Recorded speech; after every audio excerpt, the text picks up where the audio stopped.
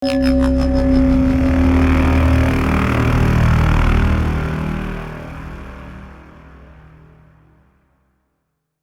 are looking for Jason this month.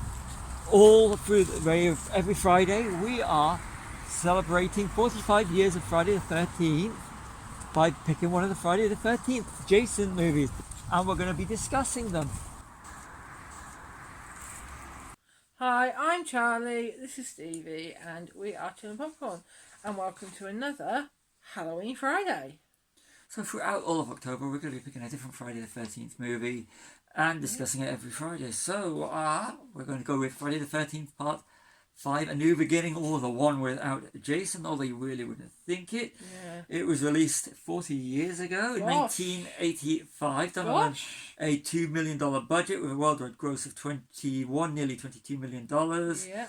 Stars Dick Weyand as Roy the paramedic, who's acting like Jason. This is why, and an actress named Deborah Voorhees. Oh. And Corey Feldman returning Yes. as young Tommy from Friday 4, who that year also had The Goonies coming out. It did have The so Goonies. That's why he's only got a part of the... So the same year this was released. Was also the same year that I was born. Yeah, and it's also Friday 5 and Freddy 2. Yeah. So fake Jason raked in a worldwide gross of just under $2 million, $22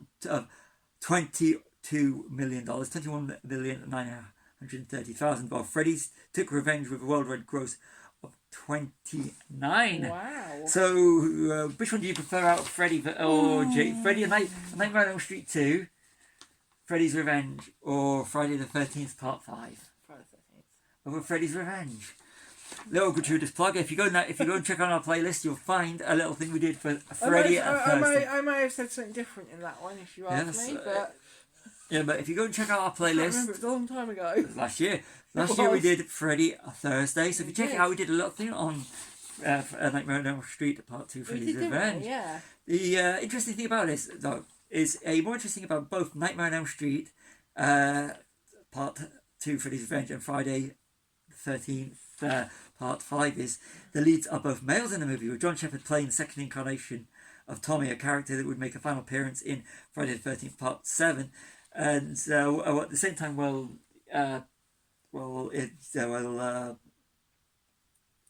John Shepherd was playing Tommy Jarvis. Mark Patton was playing Jesse Walsh. Yes. In Nightmare 2. Yeah. So they've gone from the final girl to the final guy in the same year. Okay, the final person. So I think it's kind of a fascinating little thing about that. It's a little bit true from IMDb. Friday the 13th producer Frank Mancuso didn't get on with the film directors Danny Steinman. Marcus called Steinman a perv, and called the film a softcore porn sex movie rather than a slasher horror movie. Okay. Ted White, who played Jason in Friday the 13th final chapter, stated in an interview his opportunity to reprise the role in the sequel and the follow-up, but turned it down. White also stated he regretted that decision. Yeah. Without counting, laughing or yelling, Tommy only says 24 words throughout the films. Although Part 5, appears on all promotional materials, it does not appear in the actual film. It simply says Friday the 13th, A New Beginning. This is the first film in the series where Jason is referred to as his full name, Jason Voorhees. Yeah. So that's some trivia from IMDb. Now let's get to... Last week we did the original, didn't we? Yeah, and this week we did... Both films don't actually have Jason. That's the point. No. They do feature Jason. They feature Jason, but they don't have him as the killer. No, they do set up Tommy in the last one. And there are elements in this and elements at the end where they do set up Tommy. And what did you think of the big reveal of Roy being the paramedic? Because he does make sporadic appearances throughout the movie. Yeah. He does. Up to the point at 1 hour 23, around about, depending on what version you're watching. Yeah. Because there are multiple versions out there if you're watching on DVD, Blu-ray, or streaming. Yeah. You've got like 20 minutes, you meet Roy the paramedic for the first time when he stands over Joey's body, which you find out to be his son. Yeah, he's going to go absolutely psycho killer on everybody. and then he's revealed as Jason, or you revealed as Jason, and the exposition about Joey being his son, Yeah. because there's 22 deaths, the highest count in any Friday the 13th Yeah. movie. In this one, the mayor says Jason Voorhees was cremated. Yeah. And if you wonder Roy's timeline in this, because he does make sporadic appearances, it's 20 minutes, 32 minutes, 1 hour 11, and 1 hour 23 where he's revealed as Jason the killer. And at the end, they do set up Tommy, and they do go for it. They did something similar with Halloween. But they kind of set him up at the beginning, didn't they? Because when the killings first started, it was almost like, is it Tommy? Yeah, because he goes all psycho. Yeah, because of his past. Yeah. And but I like the idea. They toyed with it with one of the was it Halloween 4 and Halloween 5. They toyed with the idea of making the lead in that the Danielle Harris, I think his character. Yeah. But you know what? It's supposed to be a Jason movie, but without Jason. Yeah. But if Jason's in the movie, but under a different name, a different character playing, because Jason was killed. Yeah. And it's kind of like a bit of a. But they do bring him back in a dream sequence, don't they? Yeah, he's haunting. He's haunting Tommy. So do you think that is he haunting Tommy, or do you think is that Tommy's dream, or do you think that's the supernatural element of Jason taking over? Yeah, it's hard to tell that.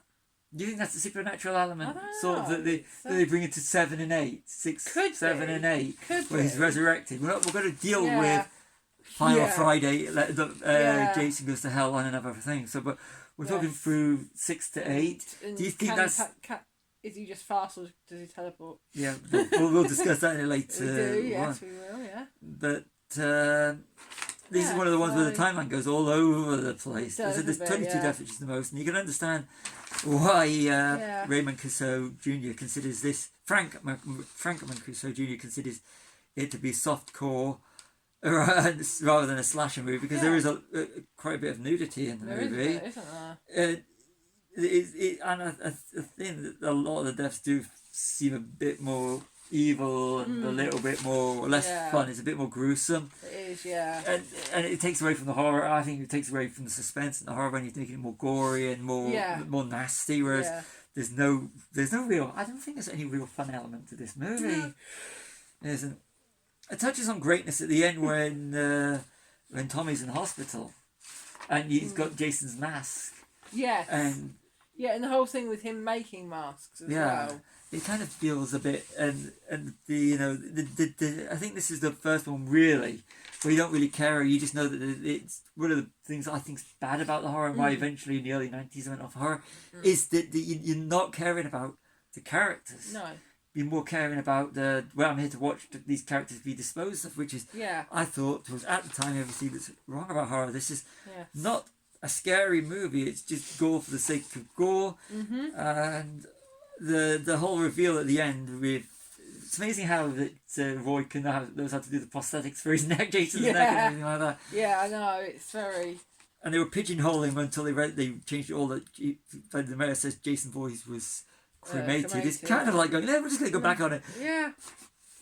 I sometimes think this is like the one that, okay, like I said, there was a stroke of genius at the end Yeah. with the whole thing with Tommy, and I think that and the start are the only things. I think that the portrayal of John Shepard's portrayal is completely nothing like the one in part 6, and the one obviously Tommy's in part 4. Yeah. So Corey Feldman's in 4. Yeah. And I think it's a standalone, and I think they didn't have no idea with this movie. No. The ending, if they'd made Tommy Tommy the Killer, John Shepard would have worked, but they kind of just gloss over it when it gets to Jason Lives, which it feels so disjointed for the others. Yeah. It does. I mean, I know Jason. We've in the first one we were Pamela Voorhees, but this just feels so disjointed. Yeah, but there It was a does. reason. It was more believable that it was Pamela because Jason was her son. Yeah. She's revenge killing for that. Yeah. Whereas this, it's like you don't know.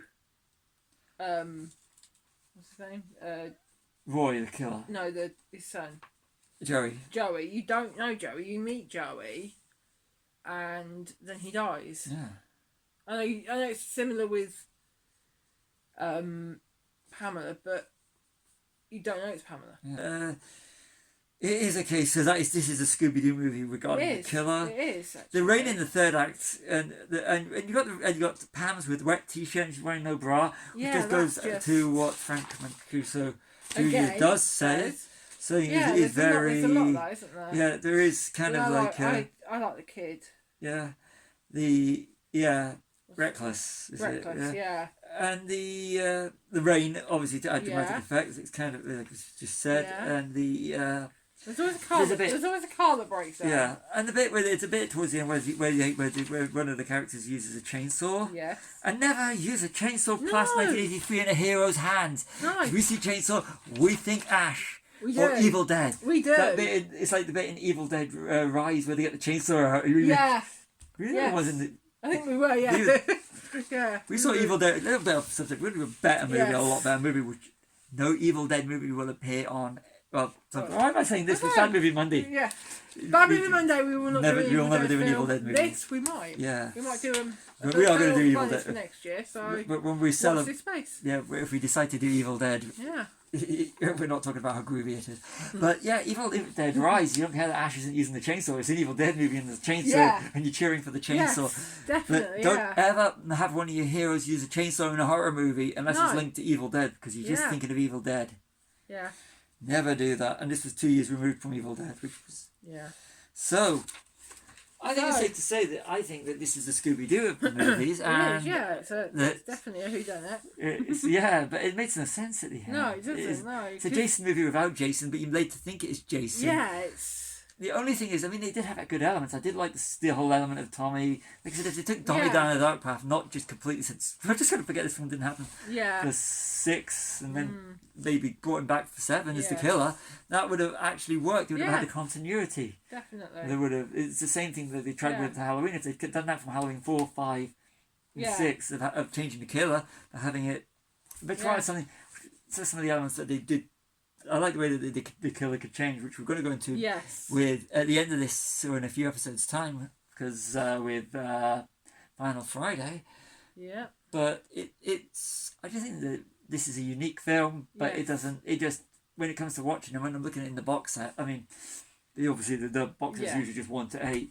This is the jarring one though, one that I never really feel like watching this. So I did it for this because I thought we could do something interesting, and I hope you've enjoyed our little take on what we think of Friday the 13th New Beginning, which was really the end for that story. Starts, finishes, forget about it, because we're going to get Jason back for the next one. So over to you. I think I've got nothing more to say. Okay. I really didn't enjoy the movie, but it had good elements. We said it. You? Yeah, same. So I've been Charlie. It's been Stevie. We are Chilling Popcorn. Like and subscribe. And check out all of our Bad Movie Mondays throughout this month. All horror films. They are, yes. And we've actually got a Friday the 13th in there. We have, yes. Check it out, Chris. But also, check out last year's. Check out Freddy Thursday. 5 takes on 5 Elm Street movies. Yes.